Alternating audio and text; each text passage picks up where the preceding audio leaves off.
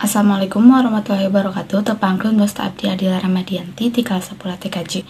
Di dia simkuring media nyaritakeun dongeng nyaeta kuda nu hadi budi. Aya maung eukeun mages kolot kata magering ngalung sarana petangkal kai bari gegeureungan.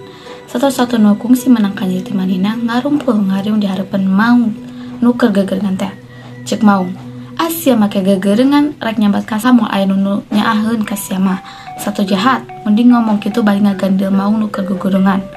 Nempo kelakuan maung kitu sakabeh satu nu harita aya di dinya seuri aki-akian. Kabeh satu nu aya di dinya ngaheurikeun maung nu keur sakarat kajaba sakadang kuda nempo satu-satu. Sejen galung birate manehna mah ukur gogodek. Cek domba, kunaon sakadang kuda kang kagogodek kitu lain TJT si beurang teh ku sampean. Lain beula si belo ditekuk tembak kuda. Kaula mah lain tengnya wakana kalakuan maung teh. Ngan waktu ieu kaayana pan keur geuring parna. Manehna teh karat sakedeung deui oge pae. Kudu nama satu nu keur sakarat teh ulah diheurikeun kitu. Meureun cek batur teh reujeun aya kawani ka anu keur sakarat.